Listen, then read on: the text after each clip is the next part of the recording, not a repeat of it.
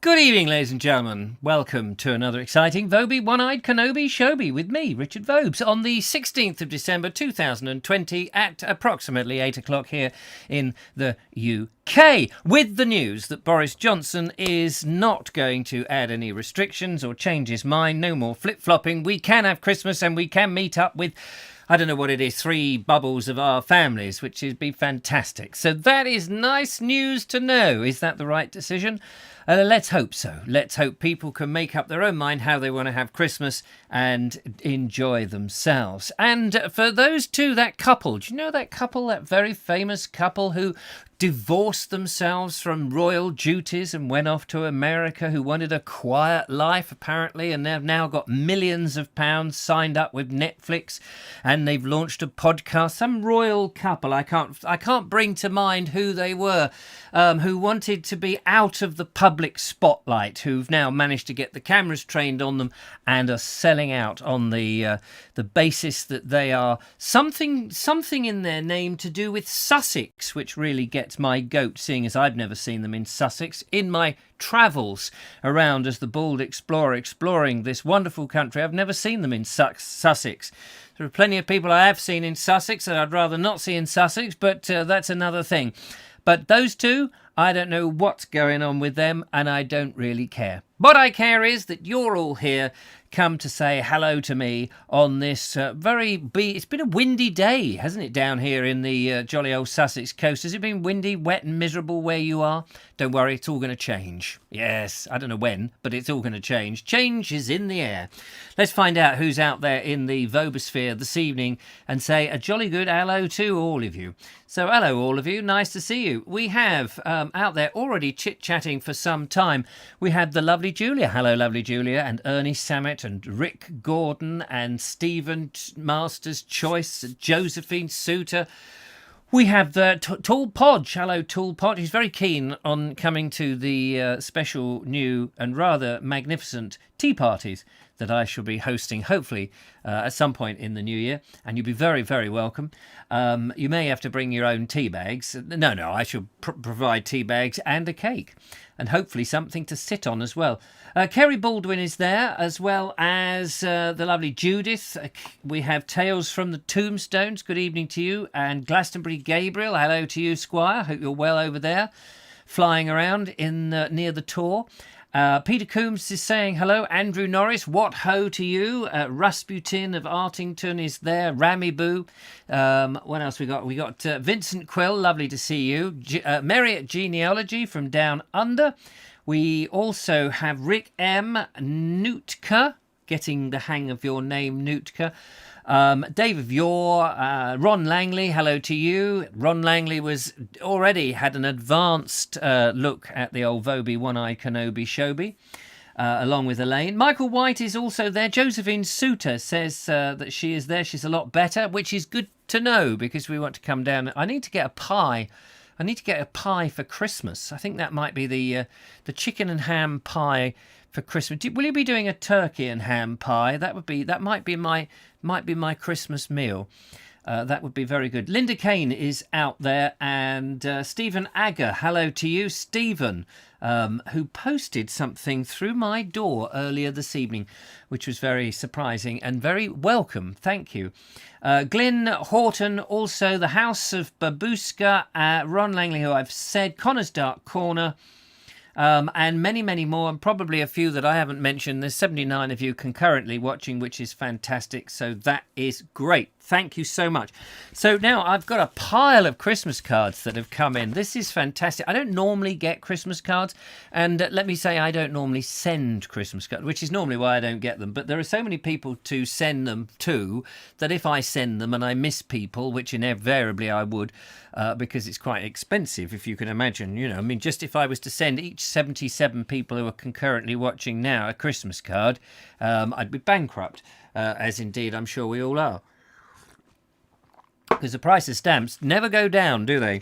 So here's a lovely Christmas card. Merry Christmas, it says. And this is from Pamela Green. Hello, Pamela Green. Thank you so much. What a lovely thing to do, to send the old Vobes 1E a card. I'm going to shove it over there. Look at this one. This is a delightful card. This came here. Once in Royal David City, it says on the back here. Once in Royal David City stood lonely cattle shed where a mother laid her baby in a manger for his bed. Mary was that mother child, Christ the little child. He came down the stairs and said, "Where's my dinner? 'Cause I'm hungry. Please hurry up and give it to me." So Mum went in and cooked it for me. She did something rather nice. It was spaghetti bolognese. For he is our child, Pat, and day by day he grew big. Then he bashed me on the head and said, "I'm going to get my own job and find somewhere else to live." The end. I don't know who that's from. This is Dear Richard and Julia and all those in the Vobes community. That means you lot. That means you lot. Best wishes. No kisses.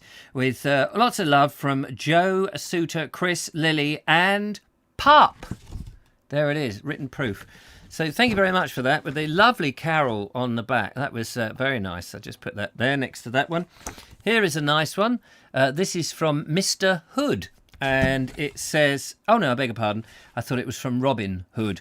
It says, "To Richard, best wishes and a happy new year from Phil and Mary Hammond." And then at the bottom it says, "I am forever knitting. Knit, knit, knit, knit, knit, knit, knit. Push one, purl one, drop one, eat one." Marvellous. I wonder, Mary, do you knit your spaghetti before you eat it? That'd be just interesting. There you are, a nice bowl of spaghetti bolognese, and you go, "Oh, actually, pass me the knitting needles." Nick, nick, nick, nick, nick, nick, nick. Oh, look at that. A spaghetti scarf. How lovely. You could never forget a spaghetti scarf, could you? We have another one here. This says, "Season's greetings," and inside... this is when it says, "Hi Richard, very happy Christmas. Thanks for all the vids, with the very best wishes and Merry Christmas and New Year. We look forward to them so much. Your time and effort very much appreciated, from Chrissy and Michael," and they're in Littlehampton. And actually that was hand delivered to me whilst I was filming. Chrissy stopped me and said, "Get out of our village, our town. You're making it look a mess." No, she didn't. She was very, very nice. Thank you very much. Here's another one. This one's got that bloke in red from the adverts. "Father Christmas" here. It says, "To Richard Vobes, season's greetings and warm wishes for a happy new year." It says, "Look forward to seeing more of your videos in 2021. Posting more footage for you for the Vobes. Best wishes from Stephen Agger." And thank you, Stephen, for the little extra that was secretly hidden inside. I will be sniffing that a bit late. Oh, shush. I'll be spending that a little bit later. That's very kind of you. Thank you so much. And I shall just shove that... I know you can't see them terribly well, but I actually need to find somewhere to put them. I might put them up on a shelf over there, although you won't be able to see them, but that is the most sensible thing. And here's a lovely one. This one came in also the other day. "To Richard and Julia and the families." Says... "Please hurry up and get on with the next item. We can't bear it when you go through all the Christmas cards you've had, because I've not had anything like as many as you, which is a shame. I'm sitting here all on my lonesome Todsome watching you. There's nothing else on the other channel. So please hurry up and get on with it and put on a video." And that's from Linda Kane. Linda? That's a bit outrageous. Oh, no, sorry. I got a bit of grit on the glasses. That can happen. It actually says, "Let us hope the new year will be better than the last one. Hope you'll be able to continue entertaining and amusing the ever-increasing numbers of people who enjoy watching what you produce. With love, from Linda. Oh, that's very kind. Thank you so much, Linda, and I shall put you there. So there we are. Isn't that nice? It's very lovely. How fantastic is that? And here, ladies and gentlemen, is a slurp of the finest coffee you can possibly get. Vobes coffee. Like the Duke and Duchess of York, I have launched my own coffee brand, Vobes Coffee, and it is available. You can order it now for Christmas.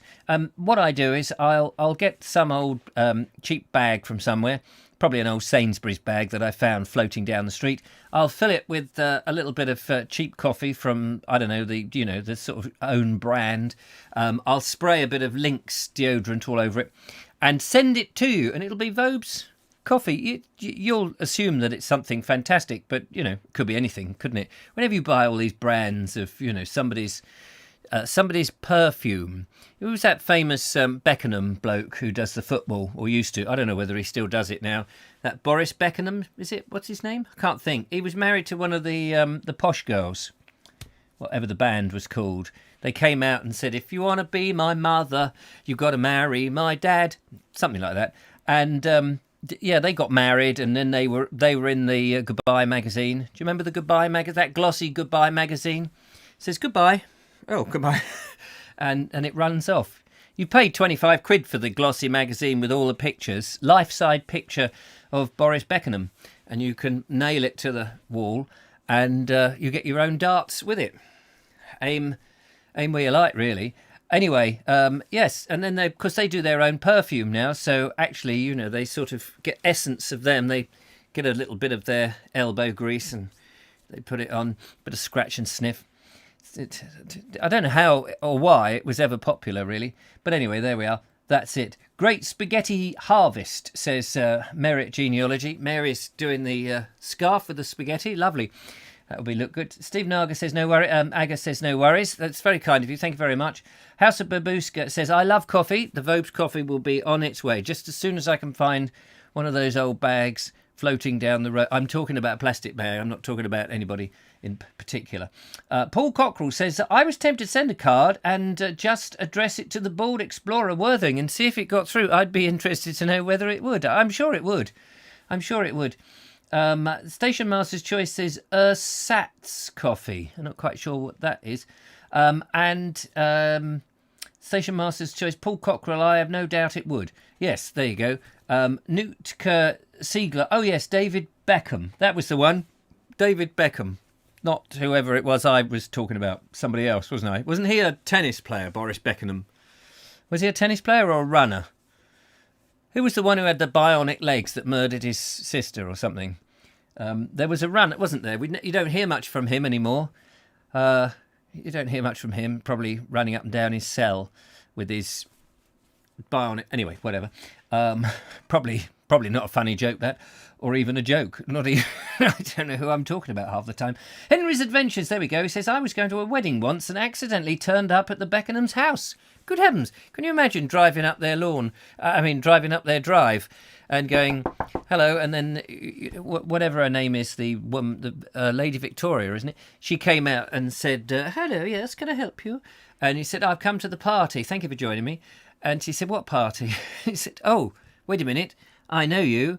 You're the sporty one, aren't you? She'd be going, no, that was never the sporty one. Oh, no, you must be the fat and idle one then. No, I was the anorexic one. Oh, yes, that's right, you're the anorexic one.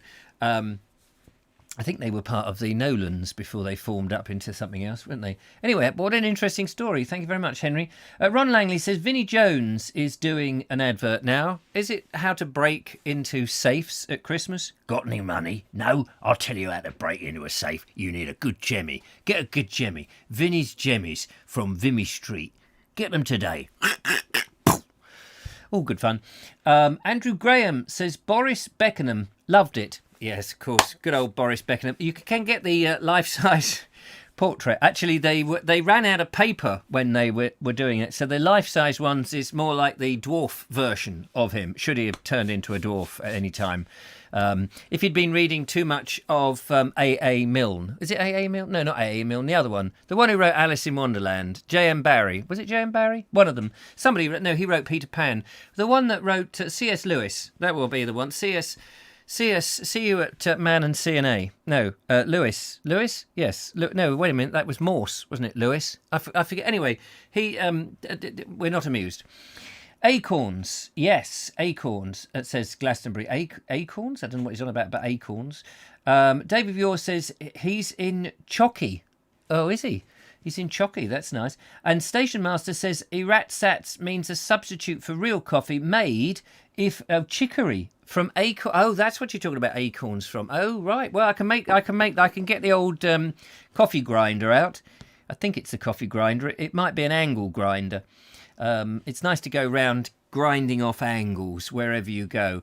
Don't get confused and buy an angel grinder. That's not the same. They don't like it, because their halo is like slightly dented, if not totally dented.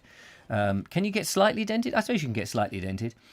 Thank you for joining me, says Dave of Yore. It's a pleasure. W.C. Grace, yes, and her brother, W.C. Fields, who is a friend of Richard Jefferies, of course, out there ploughing the field in the chop house, which was always good. Camp coffee. Have you ever tried camp coffee? Oh, nice. It's lovely, isn't it? Nice. I think Kenneth Williams liked a little bit of camp coffee from time to time, along with Charles Hawtrey. Kerry Baldwin says, Richard, have you been drinking orange squash? No, not orange squash. I haven't got any oranges to squash. Although you could play squash, I wouldn't advise it with an orange, of course. Oh, it's just stuck to the thing. And Mary at Genealogy says Lewis Carroll's uncle was attacked and died at Fisherton House Asylum in Wiltshire. What was he? What? Recently? That's terrible. That's tragic. Why was he attacked? Who was he attacked by? What happened? Tell me the details. Wasn't Camp Chicory? It could have been Chicory, Snickery, Hickory and Dickory. Do you remember Hickory Dickory Dock? 3 mice ran up the clock. And the clock... Hang on, there. Hickory Dickory Dock. 3 mice ran up the clock. The clock struck 1, but the rest got away with minor injuries. I think that's the way that joke goes. Golly, that is an old joke that went in there many, many years ago. Goodness. Didn't you get that £100 that was in my card, says Josephine Suter. Let's just double check this card here. Dear Richard and Julia, there's £100 in this card. It's all for you, Richard. Don't give any to Julia because you need it the most. But actually, in order to find the £100, you have to go and walk on a long pier on a short day. What?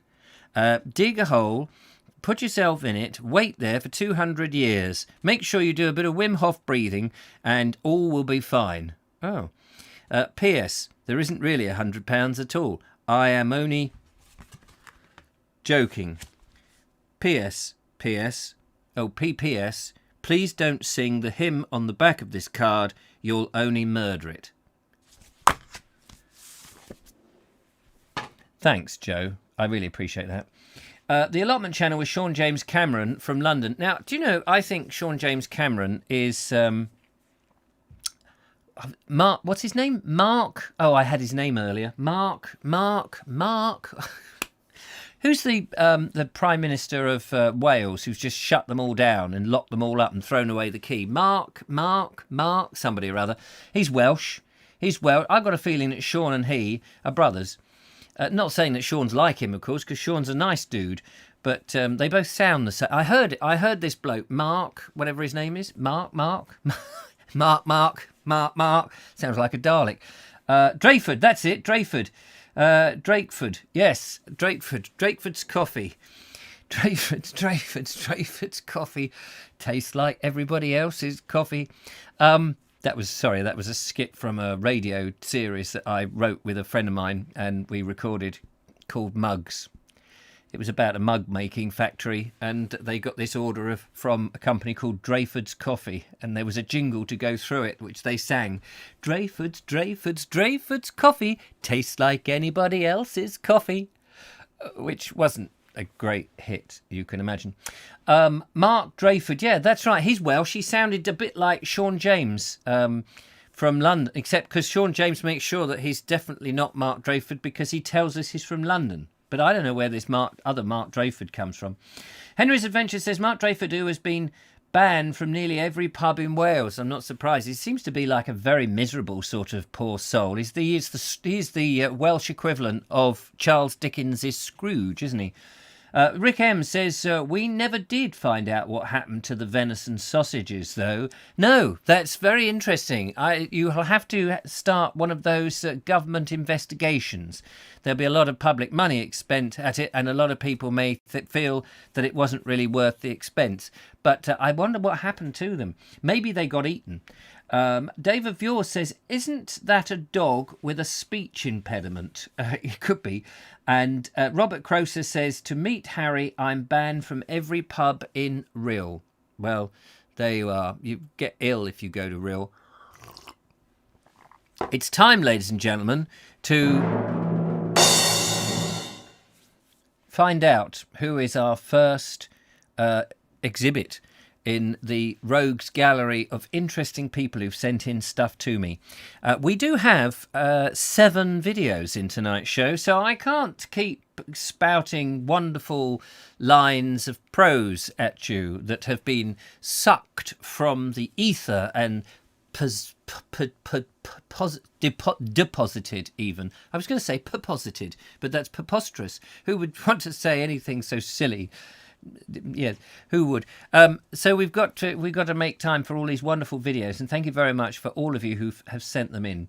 Mike Stevens says he's like Dr. Beechings of Wales. He is, isn't he? He is very much like the Dr. Beechings of Wales. So I can hear my son cooking something in a frying pan, making a hissing sound. It's either that or the house is on fire, one of the three. But don't let that worry you. I'll just crawl up the chimney like Father Christmas in reverse, except I won't have drunk the port or the punch pie. Punch pie? No one makes a punch pie, do they? You never know. So let's find out who it is. We're going to go for a Christmas poem with the one and only Mike Stevens. Take it away, Mike. By the way, where's Daisy? And here's little Daisy, fast asleep as quite normal. Just saying hello to everybody now. Hello, Daisy. And this is Mike. Tonight's poem is one by Thomas Hardy. He didn't write many Christmas poems, but this is one of the few he did. And as usual, it's got a dark tinge to it, which is quite well known with Hardy. But it's also one of his most famous, and it is called The Darkling Thrush. I leant upon a coppice gate when frost was spectre grey, and winter's dregs made desolate the weakening eye of day. The tangled vine stems scored the sky like strings from broken lyres, and all mankind that haunted nigh had sought their household fires. The land-sharp features seemed to be the century's corpse outleant, his crypts the cloudy canopy, the wind his death lament. The ancient pulse of germ and birth was shrunken hard and dry, and every spirit upon earth seemed fervorless as I. At once a voice outburst among the bleak twigs overhead, in a full-hearted evensong of joy unlimited. An aged thrush, frail, gaunt, and small, in blast beruffled plume, had chosen thus to fling his soul upon the growing gloom.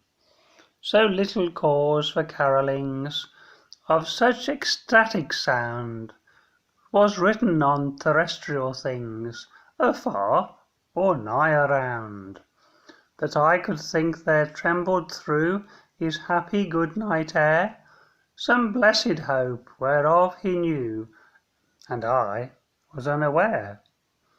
The end. Well, I think I was aware of the thrush's song, as most of you perhaps are too. But it is good going, isn't it? So good night from myself, and I would think now that Daisy is fast asleep, as we all should be very soon. Good night, everybody. Good night, Mike. Thank you very much. And lovely little Daisy there, snoozing away, completely oblivious of everything, which is a state that I would like to find myself in a little bit later as well. Hopefully. Anyway, thank you so much, Mike. A lovely poem. Looking forward to your video about your fire, actually. That would be great. I want to know more about your Clearview, whatever number it is. I can't remember the number of... I need to know because just in case I need to do anything to mine. Mine is actually a light in the other room. Yeah. So anyway, there we are. Mike Stephen, thank you very much with that lovely Christmas poem. That's that, and the Christmas cards here is probably the only sort of element of Christmas that you're going to get in this show. Sorry to say, but that is the state of play as we go at the moment. Right, get back into the show. There is a phone number if you wish to call in and talk about something. 0793 4746 is the number, and those numbers in a completely different order is 6447 9307 you can jumble them about a bit, but it doesn't work if you try to dial it, so please don't. So there we go. Station Master's Choice is asking about venison sausages, and Robert Croser says, can't say on here, Andrew, there's delicate ears on here like Dave of Yore and Andrew Murphy. I'm not quite sure what he means.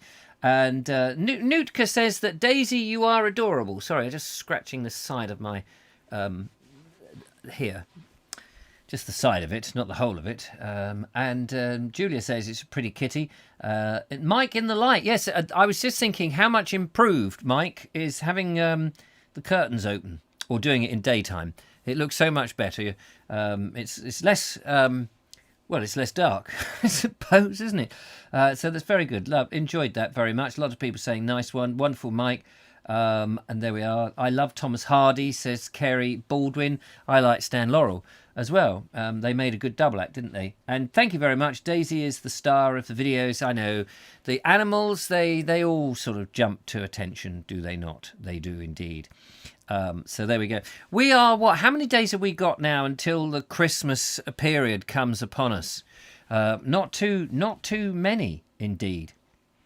So what will you be doing? I'll be interested now if you're going to ignore, now that you've got the choice to go and meet up with parents and things, are you going to bother that? Or are you having a quiet, lonely Christmas? Don't forget that the Vobes will be doing a Christmas show. Not quite sure what time I'll be doing the show. I may do a special afternoon reading, in actual fact. I don't know quite what of, because I'll be basically just here on my Todd.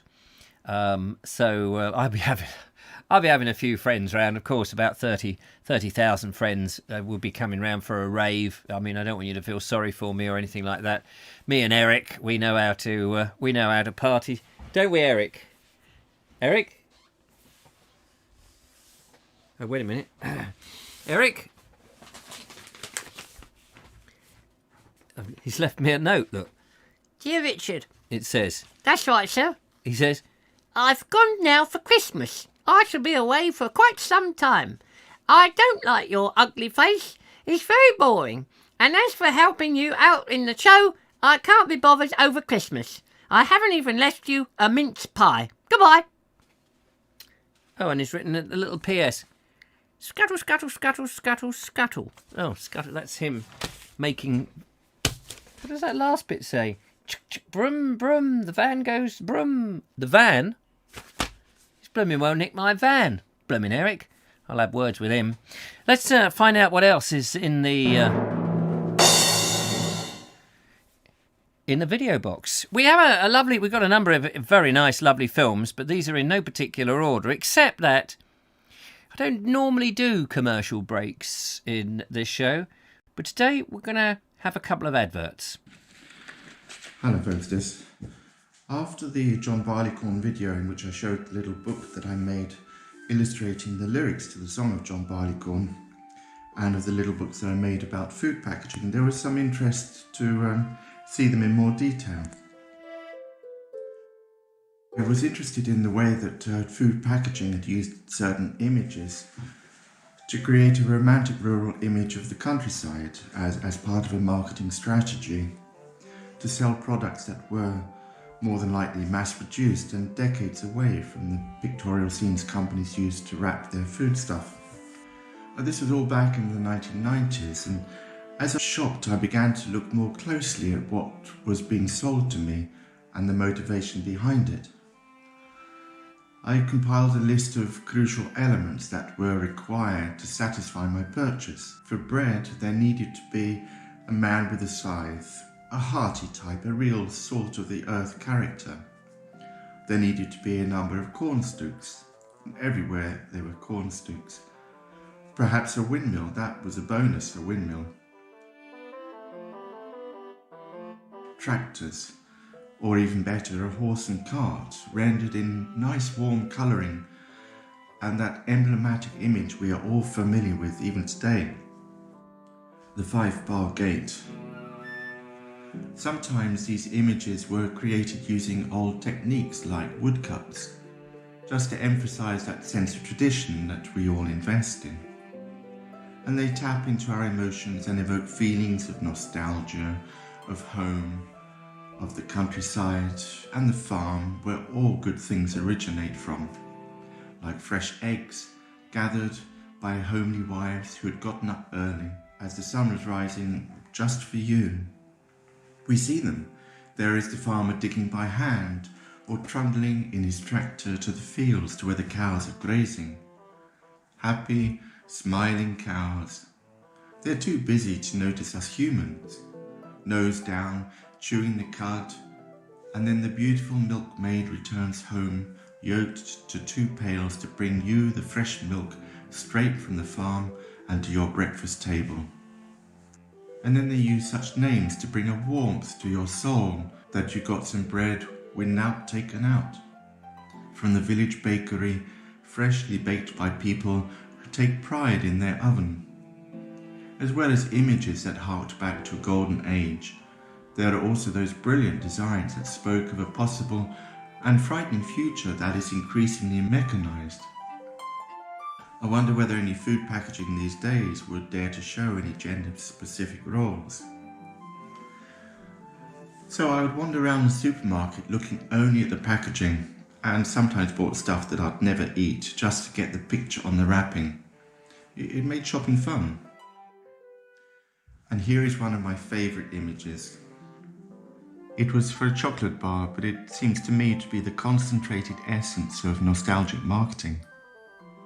Not only does it have a 5-bar gate, but a hedge, a sturdy oak, fields that fold into a valley, cornstalks, a distant church, and watching in wonder as the golden sun is setting, 2 rabbits and a bird.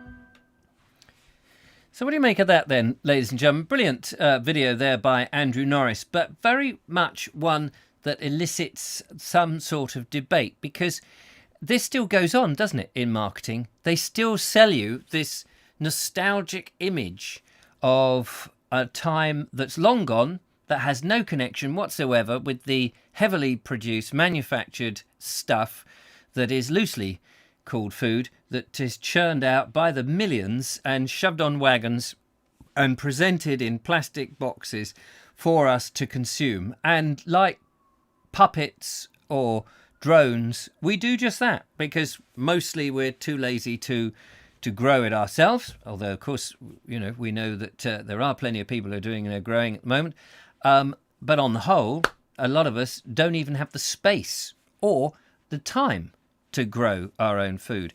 And it's a fascinating thing that we're shown these images that give us that ideal wholesome feeling that we're eating something reasonably good. And the chances are, because of the mass production and the way that farming has gone in the last 80 years, there's very little minerals or vitamins in the food that we eat, and there's very little in the soil that it's grown in, and there's only so many harvests left before the soil is depleted from all nutrients. And it's just a fascinating thing. I'll be interested in what views you have on that. Do you think that we should be sold that way? Are we clever enough now to work out that these brands that pretend it's a farm, but actually it's a factory, that is called so-and-so farm, that actually is a factory? Are we clever enough to work that out? Does it wash over us? Do we see these things? Is it subliminal? We do have a caller on the phone. Let's find out who it is. Hello, caller. Welcome to the Vogue Show. Sean from London, originally from Cardiff, lived in Manchester for a week. Oh, nice. Ever been to Croydon? Well, no, if I can help it. No. Good. Well, glad But we cleared that up. Now, listen, Mark Drayford. Sean, why won't you... Talking about this thing. What do thing? You also... You see on packs of bread, Yes. they'll say, from the Dulwich farmhouse. Ah, the lovely... All that is Yeah. just made up as well. No. I knew somebody that always bought eggs because it came from a Sunnyside farm. Yes. And that must be a lovely farm, Sunnyside. You can imagine the And- sun and the chickens roaming around, pecking away whenever they felt like it. And he was quite shocked to discover that it didn't exist. This is the thing. I mean, I think Andrew raises a very good point. These images are on the packaging. This is advertising hard and fast, isn't it? They're playing with our emotions, and people buy. Well, what are those eggs? There's a breed of egg. Yeah. Well, it's called Happy Eggs. I think it's called. Oh yes, that's And I right. said- Yellow And I boxes. said to somebody once, "Why'd you buy them?" And he said, "Oh, because they make me happy." They make me happy. Well, they're full of happiness. These eggs.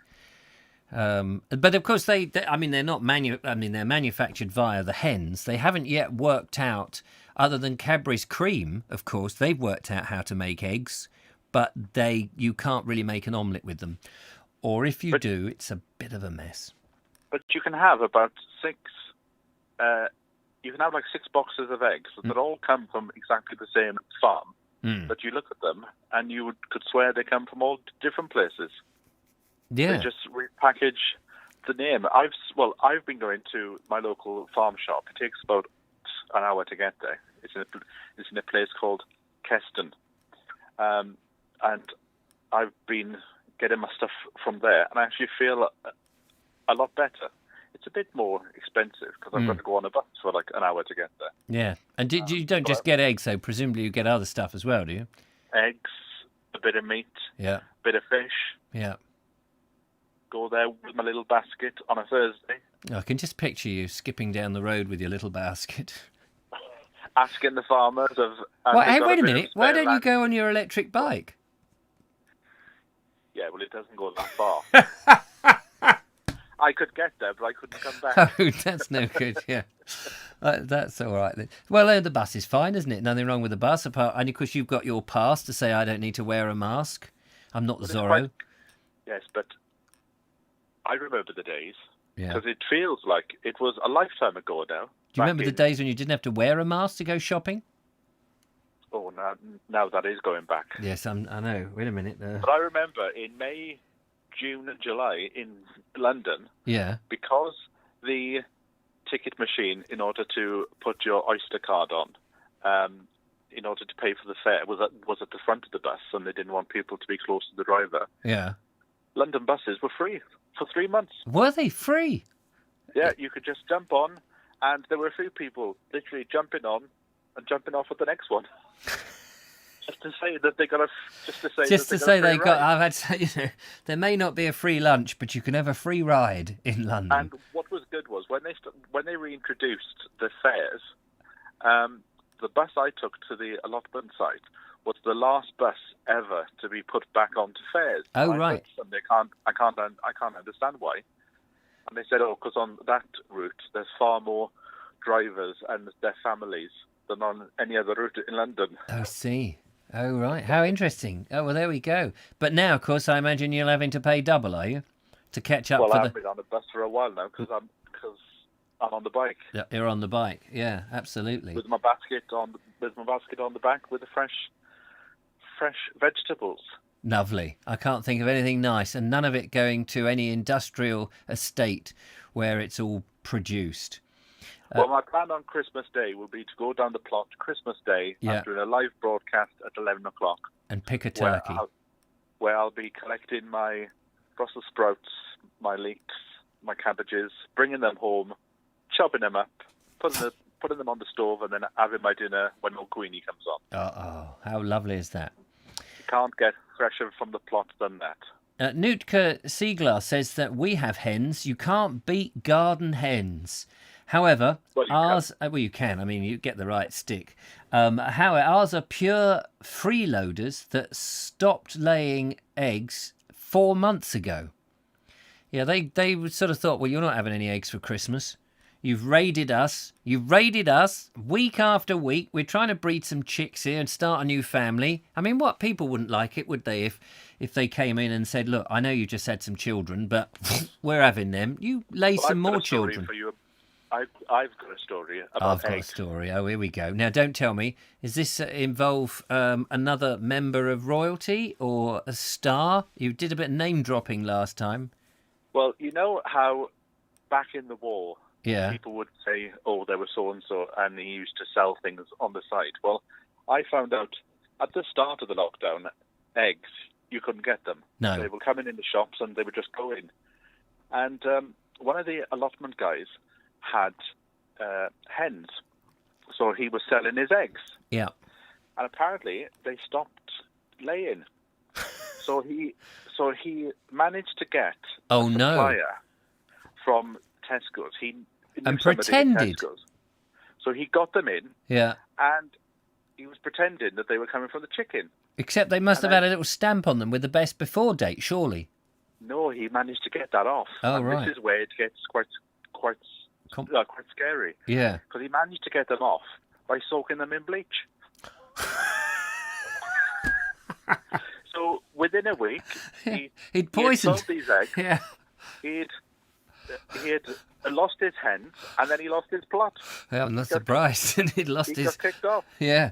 He's now But he was doing saying, time. "Oh, no, you just put them in the bleach for about an hour, and Yeah. they come out lovely. Lovely. They come out lovely, they do. Only the eggs, there's no yolk in them anymore because they're all But what I white. found They've been interesting is- bleached off. If you go to a local flower show, there's one down in Westerham, Yeah. and there's a category there for eggs. So you can put your best egg, and you've got to crack the egg open, and Yeah. then the judge will come and have a look at it. And it's surprising the difference in the colour of a fresh egg, Yes. and A because shot they then egg. put in, yeah. Absolutely, yeah. Yeah. Well, there you are. So you can't really get away with these terrible battery eggs that they do. But thank you very Well, much. I'm having a nice bit of fresh fish tonight. Oh, lovely. Caught yourself? It was in the pond this morning. It's in my plate It's in, tonight. it's in the bath this evening. The house is stinking. Yeah, I bet it is. I can't bear the smell of fish. Anyway, on that note, thank you so much, Sean. Speak to you later. Yeah, take Bye. care. Bye-bye. There we are. Sean James Cameron with an egg story for us. How lovely is that? Deborah Martin says, I buy eggs direct from the farm or from local people with chickens that sell them at the gate, which is great. Well done. I wish we had more of that going on. I really do. It's a shame. What else we got? No chicks. We don't have cockerels, says Nootka. House of Bathsheba says some people eat the cockerels. I haven't. They say it tastes like chicken. Well, I suppose it's a similar sort of thing, isn't it? It's got feathers and legs. And Days of Yours says he's lost the plot. Yes, he has lost the plot. Andy Dalglish looking forward to some festive Philip Mercer tales around the fire. Have a lovely Yuletide, everyone. Stay safe and cosy chums. Yes, don't worry. I'm going to get my tome of Tales of Old Sussex, and his sequel, I think, was Further Tales of Old Sussex, which is an equally large volume of incredible stories that were told to him at the gate of the churches that he worked when he was a curate. And he said curator, but he's not a curator, curate, I think he was. So that's all good. Yes, shall we find out what else is going on in the world of... And somebody said, and I meant to read this out, but it seemed inappropriate time, but somebody liked my yellow jumper, and it was such a lovely thing to say. Thank you very much. The wonderful Mary Hammond knitted this jumper. Can't find who it was now. Elfwold says, bought some eggs from Wetherby Market, a lovely rustic-looking van called the Hen Hut. Got the eggs home, and they were battery ends. Yes, I bet. That's the thing, isn't it? Audrey Forbes says, I think we are all well aware of the power of advertising, but I must admit nice packaging can sometimes sway me. Yes, you see, we've got to be firm and strong, haven't you? I mean, it would be better if it was just in a nondescript brown paper bag from a local place. You'd think, well, they haven't got the money for a marketing budget to pay artists to draw all of this. And you'd probably find it's a much more wholesome product. Here we go. It's Care for a Jelly Baby. And I do actually, quite nice. I love your mustard woolly pulley. Thank you very much. Very kind of you to say so. And Rick M says, many of the biscuits are made by the same company, but get wrapped for different shops. Yes, I've always thought that, there's a company that claims that they don't make cornflakes for anybody else. And then you buy another packet of shop cornflakes and you think, I don't know. People can say these things, can't they? Oh, we don't make them for that, it's just this. And I think a lot of the time it's a perceived thing. We're all being conned. Ladies and gentlemen. Richard McGowan has an interesting video. He has been up to Lake Windermere. Let's have a look.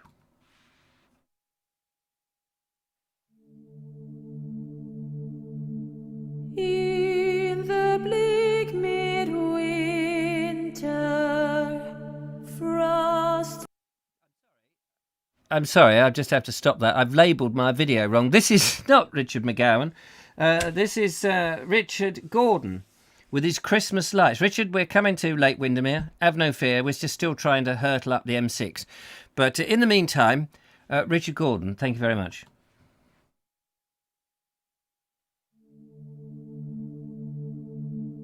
In the bleak midwinter, frosty wind made moan. Earth stood hard as iron, water like a stone. Snow had fallen, snow on snow. Snow on snow. In the bleak midwinter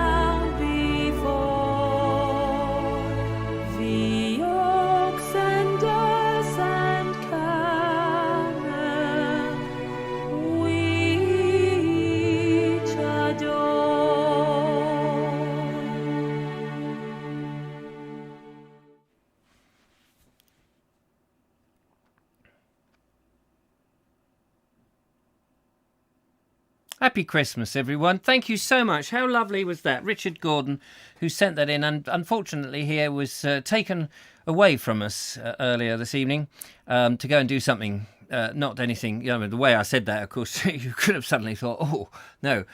He left a message at the beginning saying that he couldn't be with us, which is a shame.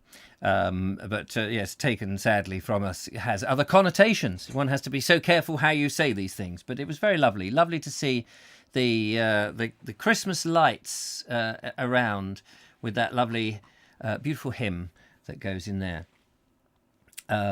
So, excuse me. Days of Yore says, where's Peter Lowry? Just so you know, I'm scratching my ear. Just itchy. Yes, I did get in touch with Peter and Wendy Lowry, and they're just a bit busy at the moment. I said we were just a bit worried about you because we hadn't seen you. Are you all okay? But they came back and they said, yeah, no, they're absolutely fine. They'll be tuning in very soon.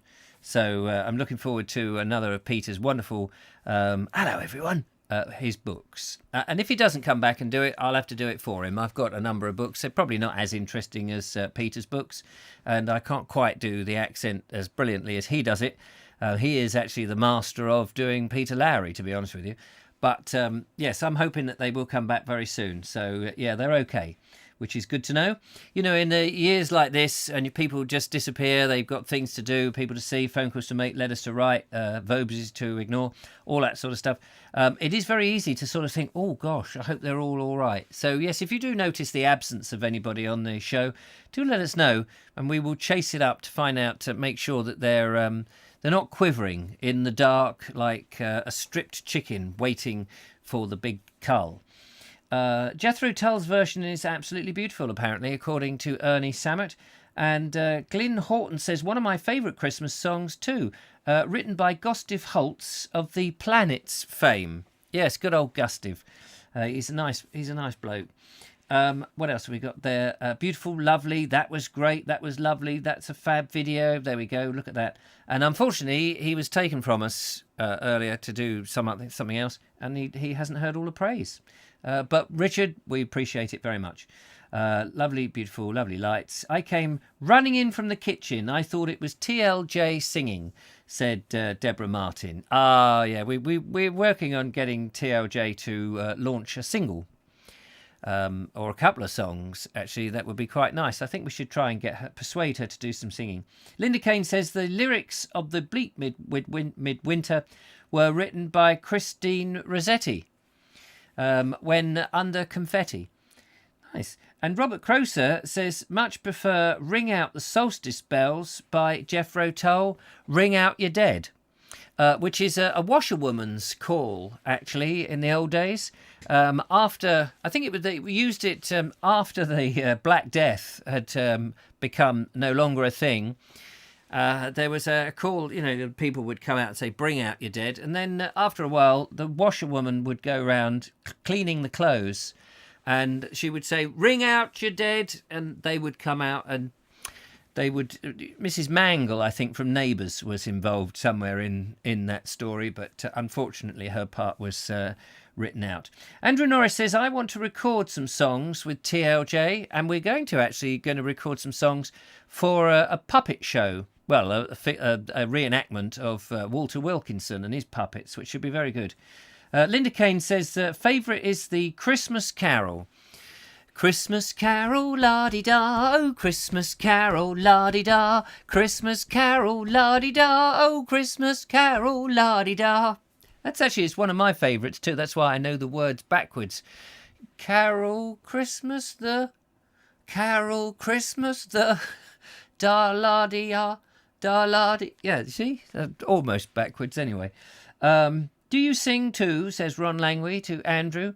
Andrew, yes, of course. Andrew had, you may remember, he had a hit in the hit parade back in the 1950s. I think 1959, Andrew had a lovely hit. I can't remember what it was now. I can't think of anything funny to say. But yes, he was a marvellous singer. Rami Boo is now I'm going to be singing this song all day. Yes, the Christmas Carol, la-di-da, a Christmas Carol, la-di-da, a Christmas. You need maracas really to do it. To get you into that winter mood. You know, the season's greetings. A couple of nice maracas and some of those Spanish. What do they call them? Maracas, clapper. They're like what's that lobster animal that you put? A lobster. That's it. You put it into it's claws. Spanish claws. It's a bit like the old Spanish fly. Get out of it, you rotten things. Castanets, that's it. Castanets. Linda Kane says Sussex Carol. What did I say? Oh, the Sussex Carol. It's a slightly different song. Completely different song. Sussex Carol. Of course, I'm so sorry. I said Christmas. Did I say Christmas Carol? I meant the Sussex Carol. Completely different song. And a completely different tune. That goes something like this. Sussex Carol, la-di-da-di-da. Sussex Carol, la-di-da-di-da. There's an extra la-di-da-di-da in there. Because it's all about la-di-da. I don't know what I'm talking about. Right, let's disembowel. Let's hide our head in shame. It's time for our fellow chappie in Glastonbury, young Gabriel, who is flying tonight. Oh, sorry about this. There follows about 9 seconds of darkness in this video. Glastonbury got it on the timeline and forgot to just shunt it up to the end so that it starts. So we'll count you in. 9, 8, 7, 6, 5, 4, 3, here it is, 2,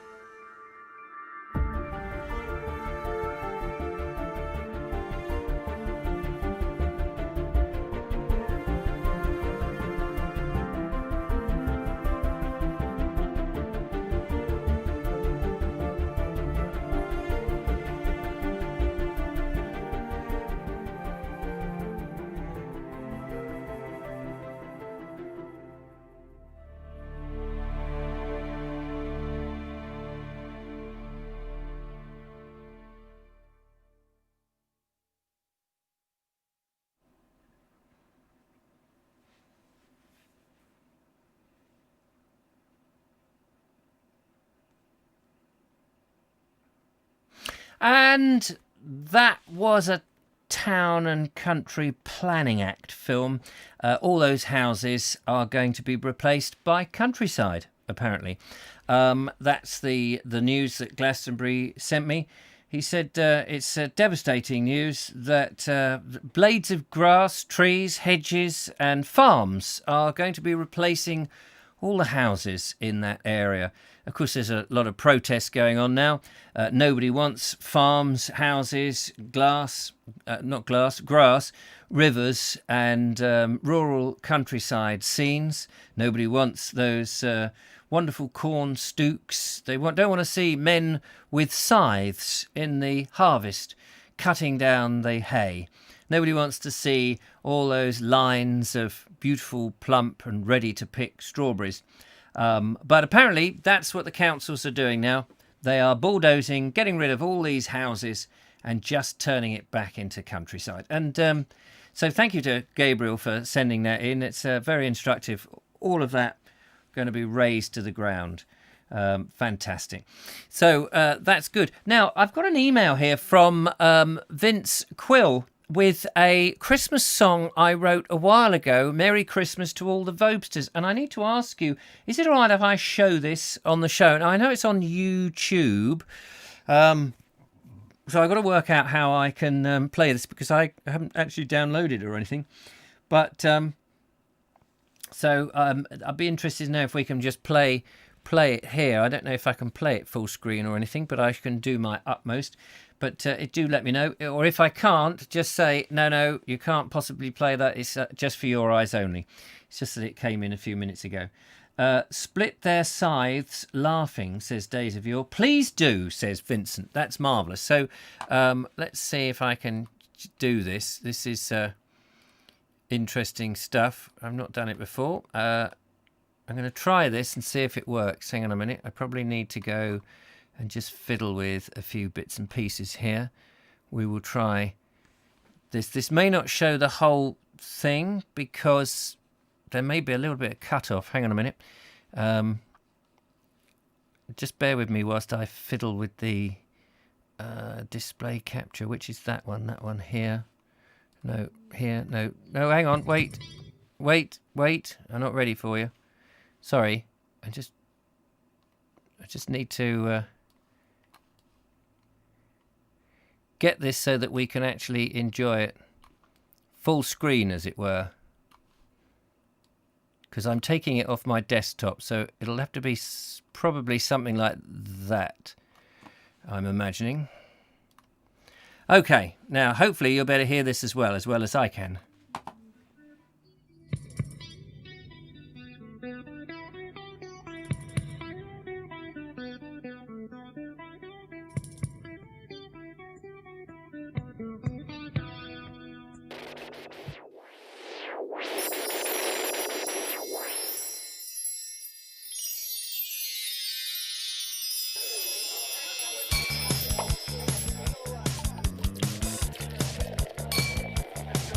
Well, it's Christmas, you know.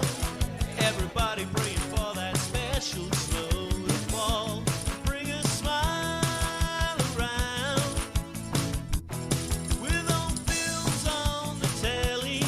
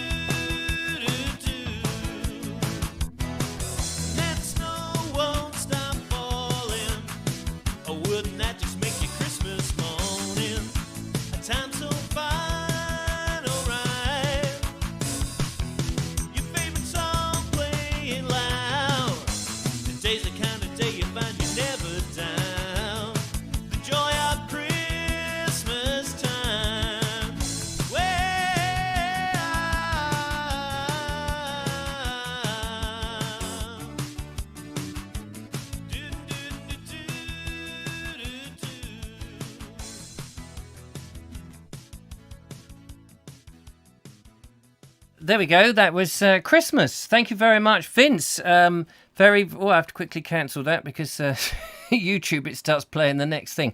Thank you very much. How interesting. It must have taken you, as Mike Stevens said, a long time to do all that animation. So there we go. It says a revised version of an old favourite. Apologies to those folks that don't appear in this video. Bigger apologies to those that appear who are distorted and more fun. Happy Christmas to you all. Presumably these are folks that you know. But there you go. How about that? How wonderful. Personal touch at Christmas. That's lovely. Thank you for sharing that with us. And I hope everyone is going to have a Merry Christmas. It gets louder. Don't turn it up, says Vince Quill. Sorry, I hope I didn't have it too loud. That must have taken you ages. Robert Croser is on the guitar. I'm transported back to the 80s, says Michael White. I have been to parties like this, says Andrew Norris. Who are the people in the video? Yeah, that's a good choice. I don't know. But the bar has clearly been raised this evening, says Rasputin of Artington. It certainly has. We're all going to be singing this for the next few days. Yeah, nice one, Vince. Well, brilliant. There we are. Fantastic. How are we doing? Time is ticking on, and we still have a few more videos to get through. So let's go back into the old didgeridoo box. And as I say, these are in no specific order. They're just as they were loaded in. Now, do you remember we had lovely Nootka? Yes, sorry, I'm still getting familiar. Lovely Nikki in Norfolk with her down on the beach looking at interesting items that she found. Well, she's sent in another video, which is fantastic. In fact, she sent in two. We've got one for the Friday show, which is brilliant. But this is her offering today on Shingle Street, I think it is.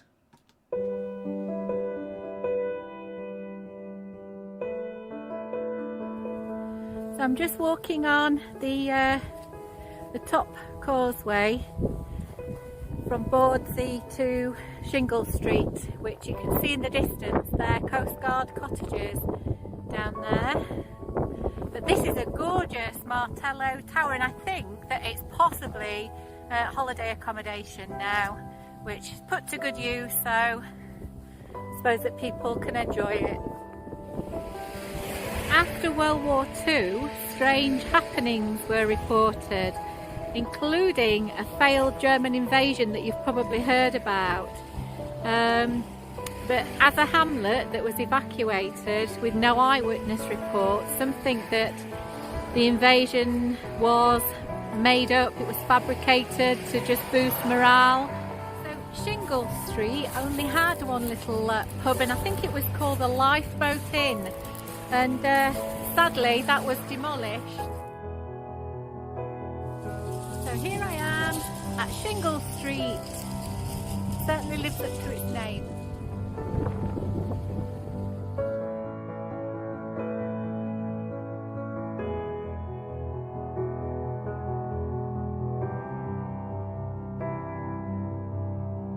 On this building here, which you probably can't see because of the sun, at the top in metal letters it says prisoner of war. Probably a holding place for any Germans that finally got to shore. Who knows? So Shingle Street, it's on the mouth of the Orford Ness, and it's where the first radar experiments were conducted or carried out in the 1930s. 2005 to 2018, two ladies who both had terminal cancer, they were good friends, came to this beach, Shingle Street, quite often, and what they did was lay a line of these cockle shells every single time they came, and people left them, and by 2018 it was actually 275 metres in length. So I think that's an absolutely inspirational and amazing story, that people throughout adversity, personal adversity, would still want to do something like that to put smiles on the faces of others. I find that really, really inspiring. Look at these beauties that I've found. A gorgeous bit of driftwood. Now in my mind it'll be creating all sorts of stories that's from a shipwreck and a galleon lost at sea. And then the first ever finding since we moved to East Anglia of a mermaid's purse. Look at this, everyone. I've no idea what's happened to this. Looks like a sort of worm. If you know, let me know.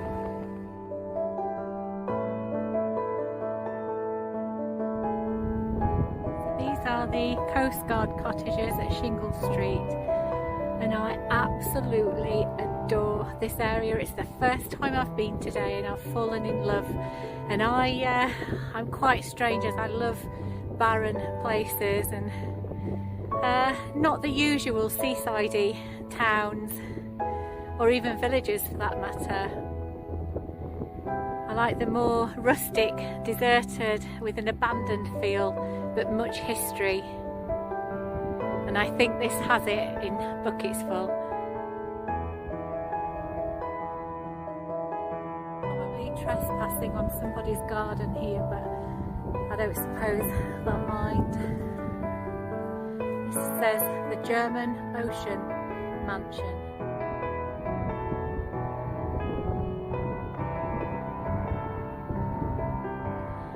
Thoroughly enjoyed my time at Shingle Street today, and I can't wait to be back. I'm hoping to get back next week. It's just captivated me, and it's just got into my bones. I need to come back.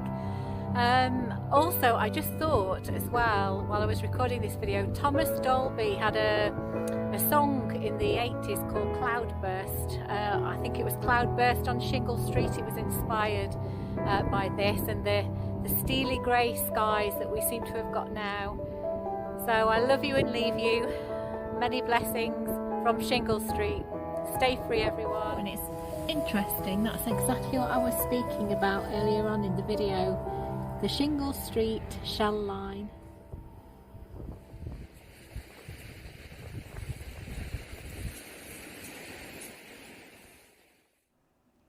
How about that? There we are, the interesting world of Nootka sea glass over there on Shingle Street. Fascinating with the history. Love the Coast Guard cottages there, which presumably the preventative men must have had in the 19th century. They look like little lovely Georgian cottages. So presumably there was a little bit of rum doing going on those beaches.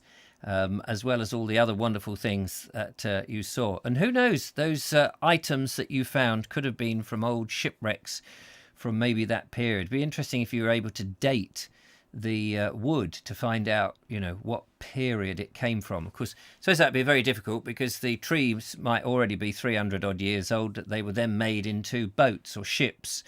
And then those ships might be 300 years old in themselves. So it'd be very difficult to work out the actual age. But there we are, very lovely, interesting video. Do send more in. Well, we've got one for Friday. I haven't seen it yet myself, haven't downloaded it. It's there waiting, so I shall get that. But thank you very much. That's Nikki. Brilliant, wicked video, says Vince Quill, which is great. House of Babushka says lovely. Nootka, well done. Love the hat. Stunning landscape, says Andrew Norris. It looks so empty. Love it. Which is great. Wonderful, says the lovely Julia.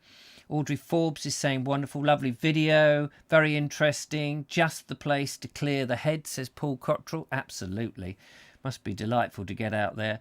And sounds quite local to me, says Elfwold. And just lovely, says Linda Kane. So there we are. Lots of praise for that. Keep your videos coming in, everybody, because they're great to share them with this wonderful community that we have built up over the last few years, actually, here on the Vobes show. Just looking at the time, it's 9:15 as I record this, and we've still got a couple more videos to go, which I'm very keen to get to. So let me just get back into the... Now, Stephen Agger posted a lovely card, as I mentioned at the beginning of the show, through my letterbox, which was very kind of you. Thank you so much, young man. He's also posted a video. Now, the thing is, you did post that you made the video, and I do try to tell people not to do this, in portrait as opposed to landscape. And while I try my best to show the video in portrait, Sometimes it goes a bit awry when because I guess it must be a iPhone or something you filmed it on, because it didn't like the format, and I have to put it through something called what's it called? Something hammer. What's it called? Hang on a minute. I know what Handbrake. Yes, that's right. Handbrake. Of course, I should know this. So I put it through this program called Handbrake, which squishes it down to the right format so that the OBS, the complicated program that spits it out to YouTube so that you can see it, can actually play the file. But unfortunately, what it's done is it's stretched it. So apologies for that, Steve. I'm just saying that in advance.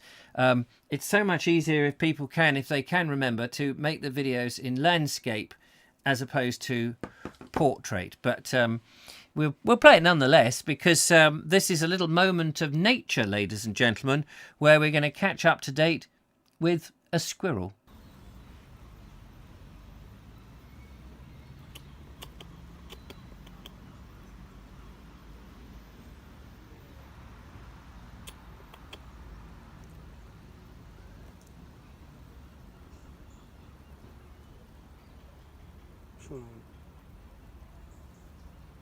You're nuts.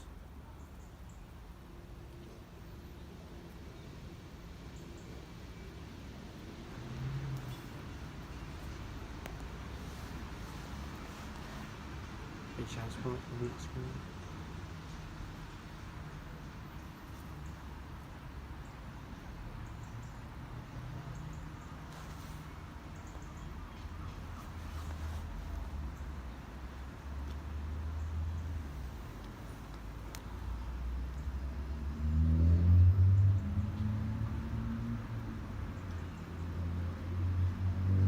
Go fat on.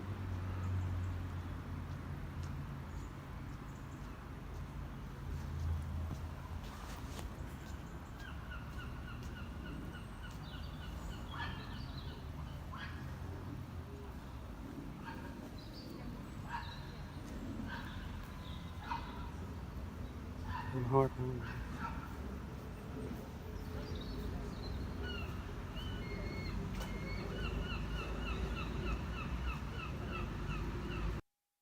There we go.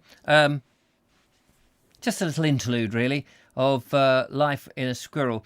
I watch a guy on YouTube who's, I think, in Canada, and they have black squirrels that are incredibly friendly.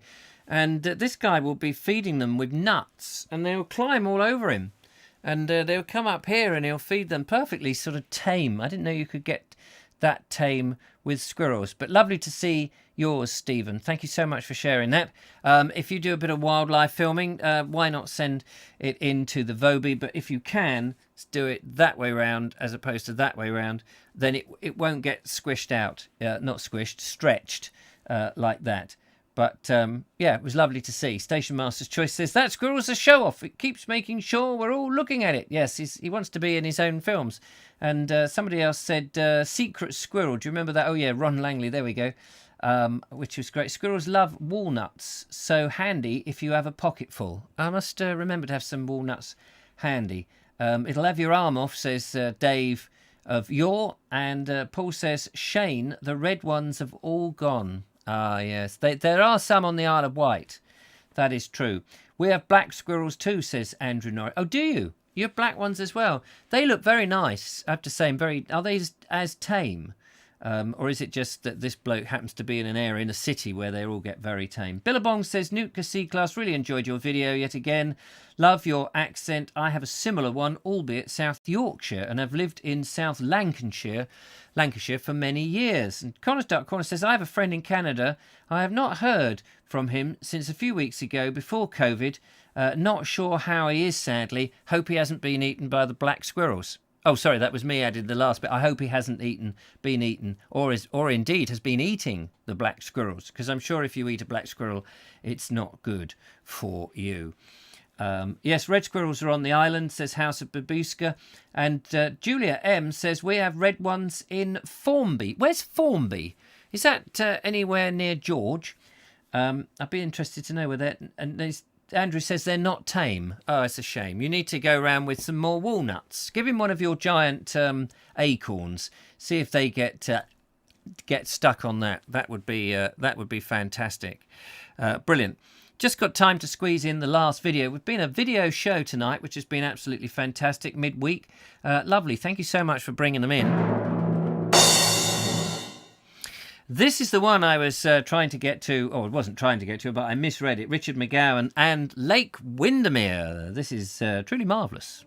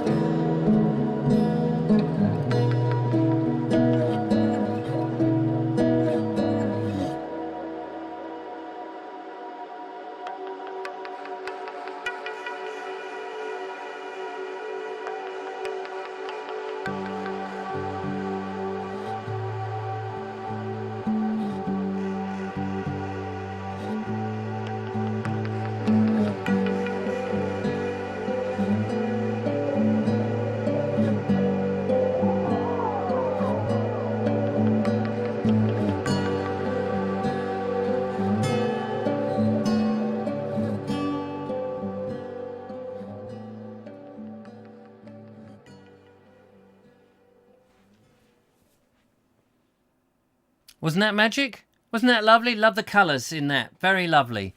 Just very peaceful and wonderful on Lake Windermere, ladies and gentlemen. How about that? Thank you so much for sharing that. And did you catch much when you were out there fishing? Absolutely gorgeous. It looked so lovely.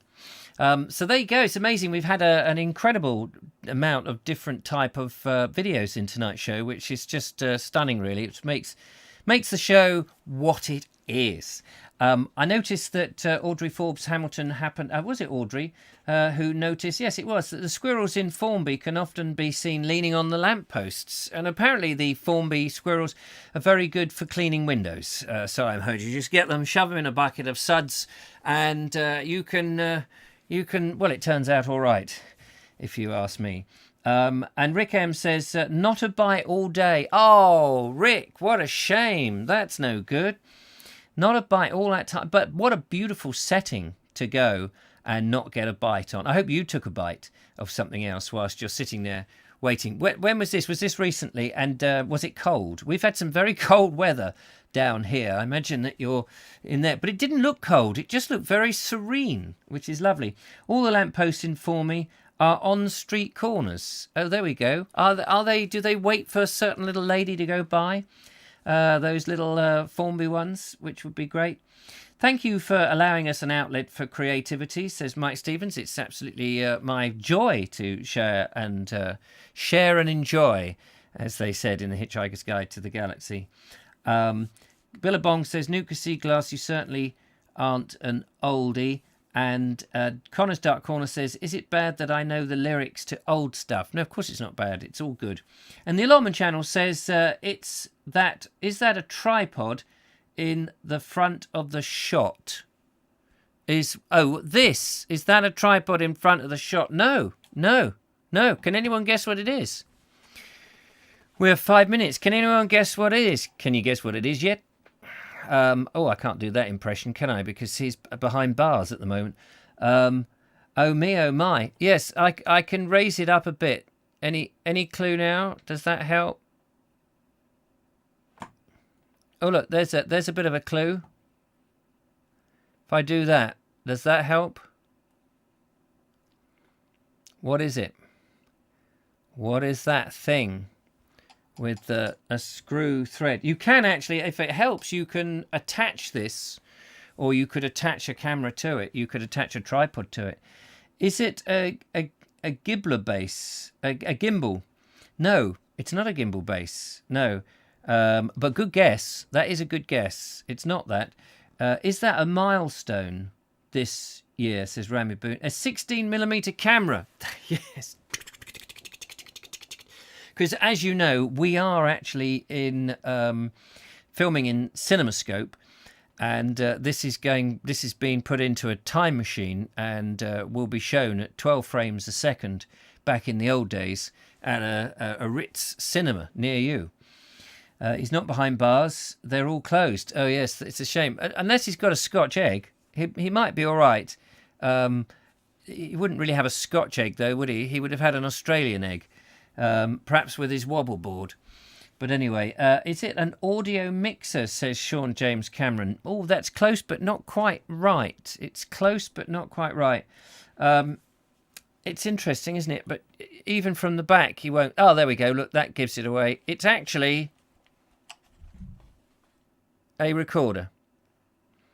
I bought this ages ago, actually, before the very small ones came out. I used to have this on the end of a pole with the camera on the top, and I would go out and then I'd have a wire up my sleeve to a microphone in the very early walks that I did, and I'd have a gimbal in this hand and I'd have this and this and that. Bloody great heavy thing, and the batteries didn't last very long. But I now use it in the studio to record my In Conversation With. And I do an in Conversation. I've done a lovely one with Mark English, and on Sunday coming, Andrew Norris is the subject, and we have a lovely chat about art and living and life, the universe and everything. And we don't mention 42 once, because neither of us, unfortunately, are that age anymore. But I can tell you, we've got some other people lined up. And if you want to be in conversation with, a podcast for my patrons to share and enjoy, then do get in touch, richard@vobes.com. Say you want to be in a conversation with, and we'll set it up. And each Sunday, there'll be this sort of 40-minute podcast conversation, not an interview, just a conversation about something that we can both talk about and share about or find out about. That's what it is. I see the wires. It's a remote-controlled base for a camera, says Station Master. No, it's not that. He used to live in my village before he went behind the bars. Oh, the old wobbleboard man. The octopus, as he's often known, I think. Hope he didn't show you his didgeridoo. He showed a lot of people his didgeridoo, and most of them said didgeridoo. With a gimbal in my hand, I walked the Rio Grande, says Dave of Yore. Wow. Go on then, I'll have a conversation, says the allotment channel. So there we go. That's another one signed up. Brilliant. That's how easy it is. Well, ladies and gentlemen, thank you so much for joining me this evening. It's been absolutely fun. Another show. I shall be back again tomorrow, all being well. Listen with Vobes will continue as we read.